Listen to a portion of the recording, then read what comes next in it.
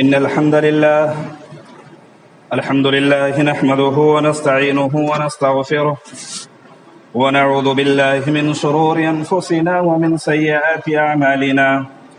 من يهده الله فلا مضل له ومن يضلله فلا هادي له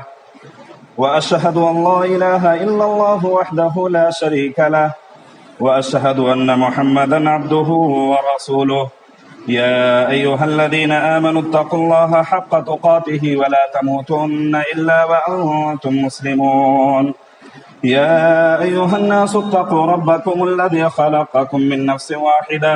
وخلق منها زوجها وبث منهما رجالا كثيرا ونساء واتقوا الله الذي تساءلون به والأرحام إن الله كان عليكم رقيبا يا أيها الذين آمنوا اتقوا الله وقولوا قولا سديدا يصلح لكم أعمالكم ويغفر لكم ذنوبكم ومن يطع الله ورسوله فقد فاز فوزا عظيما أما بعد فإن أصدق الحديث كتاب الله وخير الهدي هدي محمد صلى الله عليه وسلم وشر الأمور محدثاتها وكل محدثة بدعة وكل بدعة ضلالة وكل ضلالة في النار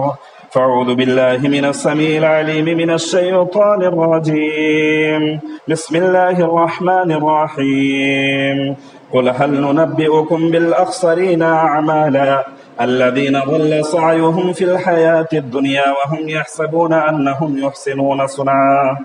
رب اشرح لي صدري ويسر لي امري واحلل عقدة من لساني يفقهوا قولي اللهم رب زدني علما وارزقني فهما سبحانك لا علم لنا الا ما علمتنا انك انت العليم الحكيم۔ تمام قسم کی تعریف، توصیف، کبریائی، بڑائی، تکبیرات، تسبیحات، تمجیدات مالک ارض و سما کے لیے لائق و زیبا ہے، جو ہم سبوں کا تنہا خالق، مالک، پالنہار ہے۔ انگنت درود و سلام نازل ہو اللہ رب العالمین کے تمام برگزیدہ انبیاء کرام پر، بالخصوص ہمارے آخری نبی تاجدار مدنی جناب محمد رسول عربی صلی اللہ علیہ وسلم پر، کہ وہ ذات مقدسہ مبارکہ مطہرہ کہ رب العزت نے جسے رحمت کائنات بنا کر بھیجا اور جن کے ذریعہ اہل کائنات کی رشد و ہدایت کا بندوبست فرمایا۔ اللهم صل على محمد وعلى آل محمد كما صليت على إبراهيم وعلى آل إبراهيم إنك حميد مجيد اللهم بارك على محمد وعلى آل محمد كما باركت على إبراهيم وعلى آل إبراهيم إنك حميد مجيد۔ معزز حاضرین جمعہ، خطبہ حاجہ کے بعد ابھی میں نے آپ کے روبرو سورۃ الکہف کی آیت نمبر 104 اور 5 کی تلاوت کی ہے، جس کے اندر اللہ رب العالمین نے نبی آخر الزمان جناب محمد رسول عربی صلی اللہ علیہ وسلم کو مخاطب کر کے فرمایا قل هل ننبئکم بالاخسرین اعمالا، کہ اے پیغمبر علیہ السلام آپ لوگوں سے کہہ دیجئے کہ کیا میں تمہیں ایسی بات سے خبردار نہ کر دوں جس کے کرنے کے باوجود تم گھاٹے اور خسارے میں ہو، اس عمل کے کرنے کے باوجود تم نقصان میں ہو۔ الذین ضل سعیہم فی الحیاۃ الدنیا وہم یحسبون انہم یحسنون صنعا، یہ وہ لوگ ہیں جو کرنے کو عمل کرتے ہیں اور ان کا یہ گمان ہے کہ وہ بہتر عمل کر رہے ہیں، لیکن بہتر عمل کے باوجود وہ گھاٹے اور خسارے میں ہیں۔ اللہ رب العالمین نے اس آیت کریمہ کے اندر بیان فرمایا کہ یہ وہ کون لوگ ہیں جو عمل کے باوجود، نیکی کرنے کے باوجود، کار خیر انجام دینے کے باوجود بڑے گھاٹے اور خسارے میں ہے۔ یہ کون لوگ ہیں؟ عجیب سا مسئلہ ہے، اور دل ذرا پریشان ہوتا ہے سننے کے بعد کہ آخر نیکی کو انجام دینے کے باوجود گھاٹے اور خسارے میں، یہ بالکل متضاد چیز ہے۔ اللہ رب العالمین نے اس آیت کریمہ کے اندر بہت سارے لوگوں کا ذکر فرمایا۔ بہت سارے قسم کے لوگ ہو سکتے ہیں کہ عمل کرنے کے باوجود، نیکی کرنے کے باوجود، کار خیر کو انجام دینے کے باوجود وہ گھاٹے میں ہو، خسارے میں ہو۔ یہ کئی قسم کے لوگ ہو سکتے ہیں۔ آج کے خطبہ جمعہ کے اندر آئیے اسی دونوں آیتوں کو مد نظر رکھتے ہوئے وہ چند کون قسم کے لوگ ہیں، ایسے کون لوگ ہیں کہ عمل کرنے کے باوجود بھی گھاٹے اور خسارے میں ہیں، نقصان میں ہیں، وہ کون لوگ ہیں؟ سب سے پہلے قسم کے وہ لوگ ہیں کہ جن کی عبادت، جو عبادت وہ کر رہے ہیں، ان کی عبادت کی بنیاد عقیدہ توحید پر نہ ہو،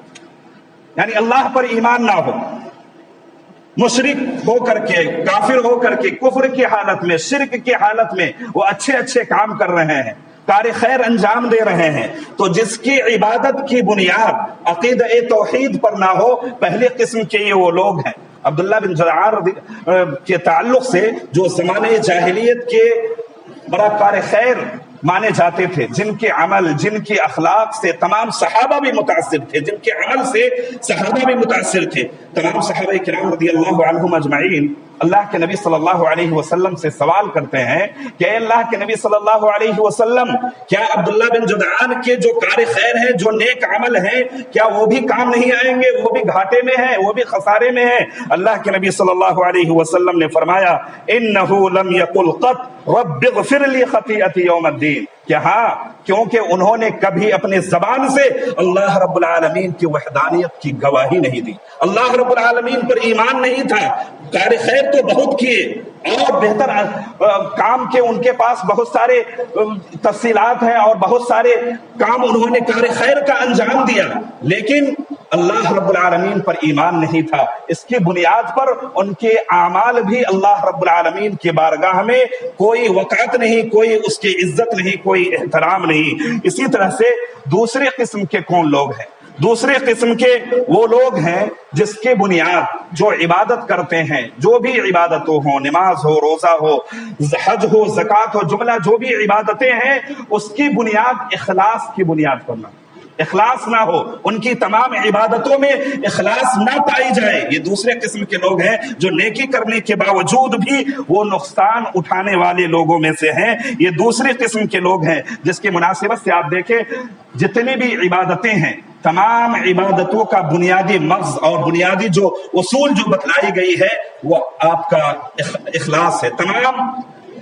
आपके इखलास पर, चाहे वो नमाज हो, रोजे हो, ज़कात हो, हज हो, कहने को एक इंसान सफ़े अव्वल का नमाजी है, कहने को एक इंसान बड़ा अल्लाह रब्बुल आलमीन के रास्ते में खर्च करने वाला है, और कार्य खैर के उनके जिंदगी के अंदर बेशुमार कार्य खैर है, लेकिन उसके अंदर, उनके इबादतों के अंदर रियाकारी पाई जाती है, दिखावा पाया जाता है। यही वजह है कि अल्लाह रब्बुल आलमीन के यहाँ उनके इबादत में इखलास न होने की वजह से अल्लाह रब्बुल आलमीन ने फरमाया कि ऐसे लोग घाटे और खसारे और नुकसान में हैं। अल्लाह रब्बुल आलमीन ने बयान फरमाया, अल्लाह के नबी सल्लल्लाहु अलैहि वसल्लम के वो हदीस पर हम और आप गौर करें, जिसके अंदर नमाज जैसी अहम इबादत, सदका जैसी अहम इबादत, रोजे जैसी अहम इबादत को अल्लाह के नबी सल्लल्लाहु अलैहि वसल्लम ने बयान फरमाया, मन सल्ला युराई फक़द अशरक वमन सामा युराई फक़द अशरक वमन तसद्दक़ युराई फक़द अशरक। इबादतें तो हम कर रहे हैं, देखने में लोग सफ़े अव्वल के नमाजी माने जाते हैं कि, और उनके दिलों के अंदर ये इखलास जो नहीं पाई जाती है, खुलूसियत, यानी तमाम इबादतें लिवजहिल्लाह, अल्लाह रब्बुल आलमीन के लिए, लिल्लाहियत उसके अंदर पाई जानी, ये लाज़मी शय है। और सबसे बुनियादी उसूलों में से एक उसूल है कि आपकी इबादतें उस वक्त अल्लाह रब्बुल आलमीन के बारगाह में काबिल कबूल होगी जबकि आप अल्लाह रब्बुल आलमीन के लिए यकसू होकर उस इबादत को अंजाम दे। इसी तरह से तीसरे किस्म किन लोगों की है? तीसरे किस्म के लोगों का जिक्र करते हुए बयान फरमाया गया कि ऐसे लोग हैं जो दीन के अंदर ऐसी चीज क्या करते थे जिसका दीन के अंदर दूर दूर तक भी उसका कोई ताल्लुक नहीं है। यानी एक जुमले में उसे इस तरह समझ सकते हैं कि बिदआत का जो इस रोए जमीन के अंदर ईजाद क्या करते थे, बिदआत करने वाले, जिसके मुनासिबत से अल्लाह के नबी सल्लल्लाहु अलैहि वसल्लम ने, सही मुस्लिम की एक लंबी रिवायत है जिसके अंदर अल्लाह के नबी सल्लल्लाहु अलैहि वसल्लम ने वजाहत बयान फरमाई कि पहले की उम्मत में भी बिदअत पाई गई और इस उम्मत के अंदर भी बिदअत पाई जाएगी। देखिए मुस्लिम शरीफ की रिवायत जिसके अंदर अल्लाह के नबी सल्लल्लाहु अलैहि वसल्लम ने बयान फरमाया, मा मिन नबिय्यिन बअसहुल्लाहु फी उम्मती क़ब्ली, कि मेरे से पहले, हमसे पहले बहुत सारे अंबिया और रुsul को मबऊस किया गया, और उनके जमाने में जब जब वो जिस उम्मत में, जिस कौम के अंदर अल्लाह रब्बुल आलमीन ने रसूल को, नबी को अल्लाह रब्बुल आलमीन ने मबऊस किया, और उनके जमाने में इल्ला कान लहू मिन उम्मती हवारियून व अस्हाबुन याखुज़ु बिसुन्नतिहिम व यहतदून। अल्लाह के नबी सल्लल्लाहु अलैहि वसल्लम ने बयान फरमाया कि उनके जमाने में बहुत सारे उनके मुत्तबे और जानशीन सहाबा हुआ करते थे जो उनकी बातों को मिन व अन वैसे ही तस्लीम करते जैसा कि वो कहते थे, جیسا کہ وہ کہتے تھے، لیکن ان کے گزرنے کے بعد کیا ہوا؟ بِأَمَرِهِمْ وَأَنَّهُمْ يَقُولُونَ مَا لَا يَفْعَلُونَ. ان صحابہ کے، ان جانشین اور ان منتخب نبیوں کے گزر جانے کے بعد کچھ ایسے لوگ پیدا ہوں گے جن کے قول و عمل میں تضاد ہوگا. اللہ کے نبی صلی اللہ علیہ وسلم نے کیا فرمایا؟ جن کے قول و عمل میں تضاد ہوگا، جو کچھ وہ کریں گے نہیں وہ حکم دیں گے. وَأَنَّهُمْ يَقُولُونَ مَا لَا يَفْعَلُونَ، اور جو کریں گے وَيَفْعَلُونَ مَا لَا يُؤْمَرُونَ، اور جو وہ کریں گے دین کے اندر اس کا کوئی دور دور تک بھی دین سے اس کا کوئی شائبہ نہیں، کوئی دین سے اس کا تعلق نہیں. اللہ کے نبی صلی اللہ علیہ وسلم نے مزید روایت کے اندر آگے فرمایا فَمَنْ جَاهَدَهُمْ بِيَدِهِ فمن جاهدهم بيده فهو مؤمن ومن جاهدهم بلسانه فهو مؤمن ومن جاهدهم بقلبه فهو مؤمن وليس ذلك وراءهم من خردل من ایمان. اللہ کے نبی صلی اللہ علیہ وسلم نے بیان فرمایا جب اس طرح کے لوگ معاشرے کے اندر پیدا ہوں گے جس کے زندگی کے اندر بدعات و خرافات پائی جاتی ہے، جس کے قول و عمل کے اندر تضاد پائی جاتی ہو، ایسے وقت میں ایسے لوگوں کے لیے اللہ کے نبی صلی اللہ علیہ وسلم نے ایک مومن کے لیے بڑی کامیابی کی بات کہی کہ فمن جاہدہم بلسانہ فہو مومن، کہ جس نے اپنی زبان سے اس کو جہاد کیا، اس سے جہاد کیا، وہ مومن ہے. ومن جاہدہم بیدہ فہو مومن، پہلا لفظ ہے کہ جس نے اس سے اپنے ہاتھ سے جہاد کیا، یعنی اس بدعت کو روکنے کی کوشش کی. اللہ کے نبی صلی اللہ علیہ وسلم نے بیان فرمایا کہ فہو مومن، وہ مومن ہے. اور جس نے اپنی زبان کے ذریعے سے اس بدعت کو روکنے کی اور اس بدعت کو ختم کرنے کی کوشش کی، فہو مومن. ومن جاہدہم بقلبہ فہو مومن، اور جس نے اس بدعت کو انجام دینے والے کے تعلق سے اپنے دل کے اندر اسے برا بھلا سمجھا، برا سمجھا اس بدعت کے کرنے والے کو، تو اللہ کے نبی صلی اللہ علیہ وسلم نے بیان فرمایا فہو مومن. اس کے بعد کے الفاظ ہے حدیث کے ٹکڑے یہ بتلاتی ہے کہ وَلَيْسَ ذَلِكَ وَرَاءَ حَبَّةٍ مِّنْ خَرْدَلٍ من الایمان. اللہ کے نبی صلی اللہ علیہ وسلم نے بیان فرمایا معاشرے کے اندر آپ کے نظروں کے سامنے بدعات و خرافات ہو رہی ہو اور آپ خاموش بیٹھے ہوں، اس بدعت کو دیکھنے کے باوجود بھی آپ کے زبانوں پر، آپ کے کانوں پر جو تک بھی نہیں رینگ رہی ہو، اللہ کے نبی صلی اللہ علیہ وسلم نے بیان فرمایا کہ یہ سمجھ لینا چاہیے کہ اس شخص کے دل کے اندر رائی کے دانے کے برابر بھی ایمان نہیں. اللہ اکبر. میرے بھائیوں، ایک مومن کی کتنی بڑی اہم ذمہ داری ہے، ذرا آپ اس روایت سے آپ اندازہ لگا سکتے ہیں. اسی طرح سے میرے بھائیوں اشارہ اس طرف ہے، اس حدیث سے اللہ کے نبی صلی اللہ علیہ وسلم نے جو حضرت عبداللہ ابن مسعود رضی اللہ تعالی عنہ راوی حدیث ہیں، اس طرف اور اس بات کی طرف اشارہ کیا کہ جس طرح سے پہلے امتوں کے اندر بدعات و خرافات پائی گئی وہ اس امت کے اندر بھی پائی جائے گی. محترم حضرات، بدعات سے ہوتا کیا ہے؟ آئیے چند نکات اس پر ہم لوگ دیکھتے ہیں کہ بدعات کی وجہ سے معاشرے کے اندر کون کون سی خرابیاں اور کیا کیا تباہ کاریاں آج معاشرے کے اندر جنم لیتی ہیں. آئیے چند نکات اس کی طرف بھی ہم غور کریں. بدعات کی وجہ سے پہلی چیز یہ ہوتا ہے کہ دین کی اصلی جو شکل ہے وہ بدل جاتی ہے، تبدیل ہو جاتی ہے. جس معاشرے کے اندر جہاں پر بدعات اور جہاں پر خرافات جنم لے لے، دین کی جو اصل شکل ہے وہ بگڑ جاتی ہے، دین کی اصل شکل باقی نہیں رہ جاتی ہے. آپ کو یقین نہ ہو، آپ عیسائیوں کو لے لیں، کرسچنوں کو لے لیں، جو اپنے آپ کو تصور کراتے ہیں اور باور یہ کراتے ہیں کہ ہم آسمانی دین کے متبع ہیں، ہم عیسیٰ علیہ السلام کے ماننے والے ہیں، اپنے زبان سے عیسیٰ علیہ السلام کا نام بھی لے رہے ہیں، انجیل کا نام بھی لے رہے ہیں، لیکن قسم اللہ کی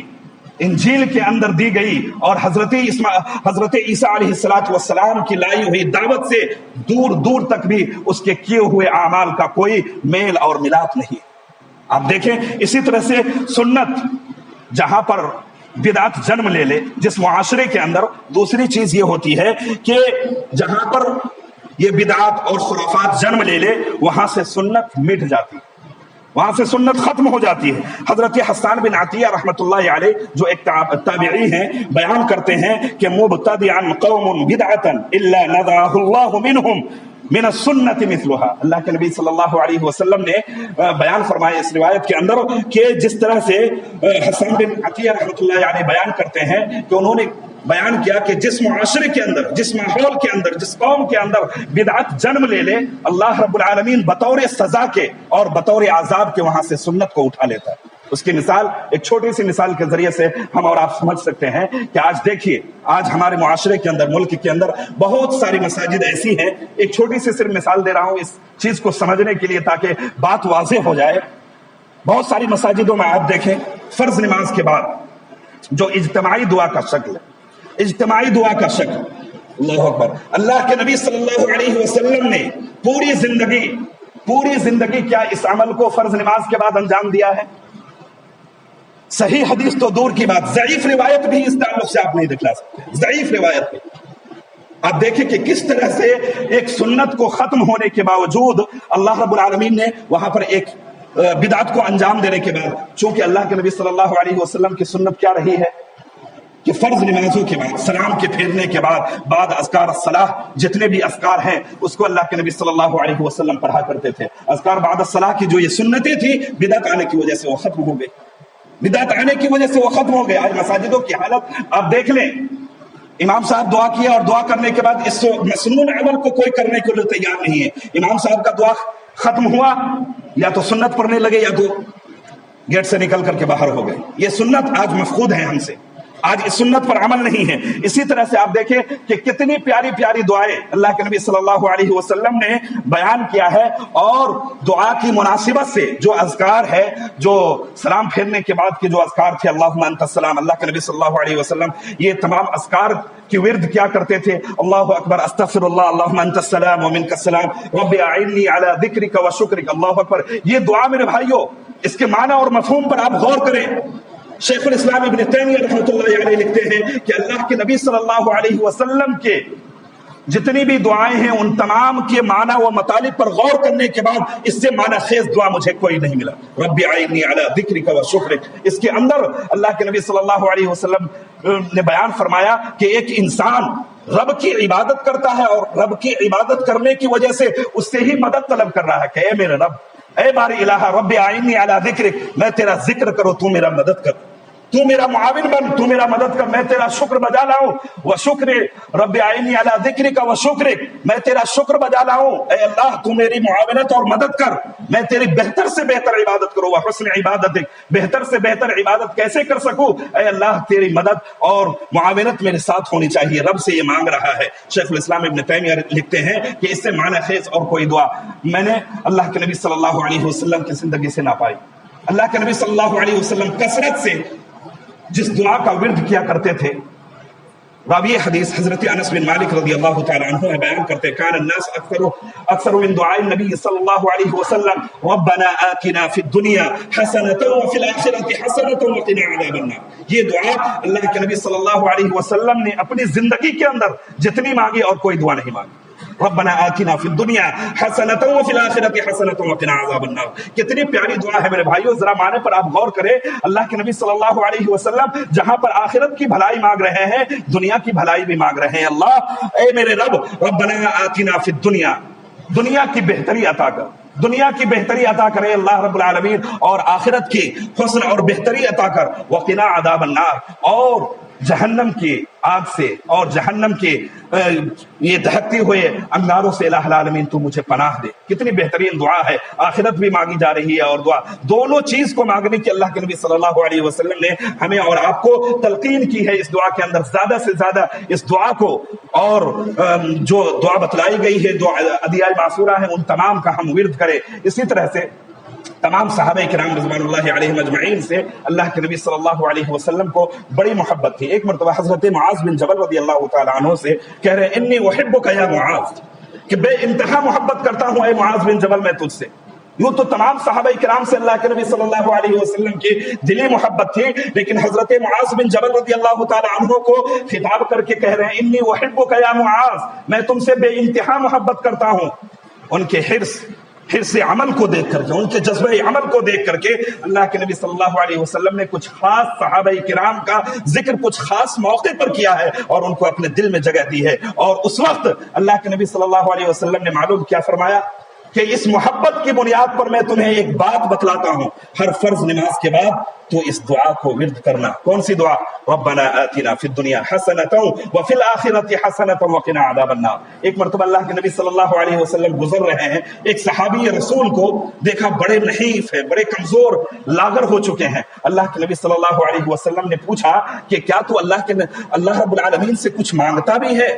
صحابی نے کہا ہاں اللہ کے نبی صلی اللہ علیہ وسلم، میں بہت زیادہ اور کثرت کے ساتھ اللہ رب العالمین سے یہ چیز مانگتا ہوں کہ اللہ تو جو آخرت میں اگر کوئی مجھے عذاب دینے والا ہے وہ عذاب مجھے دنیا میں دے دے۔ اللہ کے نبی صلی اللہ علیہ وسلم نے کہا اسی دعا کی وجہ نے تیری یہ حالت بنا رکھی ہے، تو ایسا کیوں کہتا ہے کہ تو مجھے آخرت میں عذاب دینے سے پہلے دنیا میں جو عذاب ہے وہ مجھے دے دے؟ تو یہ کیوں نہیں کہتا ربنا آتنا فی الدنیا حسنۃ وفی الآخرۃ حسنۃ وقنا عذاب النار، کہ اللہ تو مجھے آخرت کے اندر بھی عذاب سے بچا اور دنیا کے اندر بھی عذاب سے بچا۔ تو میرے بھائیو، یہ تمام ادعیہ معصورہ جو ہمیں اور آپ کو دنیا کی جو بھی ٹینشن ہے، جو بھی الجھنیں، جو بھی مشکلات ہیں، ہر ایک کا حل اللہ کے نبی صلی اللہ علیہ وسلم کے فرمودات کی روشنی میں ہمیں اور آپ کو یہ ملتی ہے کہ ان فرمودات کی روشنی میں اپنے الجھنوں کا حل ہم تلاش کریں۔ رب العالمین سے دعا کرتے ہیں کہ باری الہ تو ہم تمام کو کتاب و سنت کی روشنی میں اپنی زندگی گزارنے کی توفیق عطا فرما۔ الہ العالمین، جو 3 قسم کے لوگوں کے نقصان اور گھاٹے اٹھانے والے میں سے 3 قسم کے جو لوگوں کے اعمال کو بیان کیا گیا ہے، الہ العالمین ان اعمال سے بچتے ہوئے اپنے نیک اعمال کو کرنے کی توفیق عطا فرما۔ الہ العالمین تو ہم تمام کو جب تک اس دنیا کے اندر زندہ رکھ، دین اسلام پر زندہ رکھ، اور جب ہمارا خاتمہ ہو ایمان بالخیر پر ہو۔ اقول قولی هذا واستغفر الله لي ولكم ولسائر المؤمنين من كل ذنب فاستغفروه انه هو الغفور الرحيم۔ بارك الله لنا ولكم في القرآن العظيم ونفعني وإياكم بالآيات والذكر الحكيم، انه تعالى جواد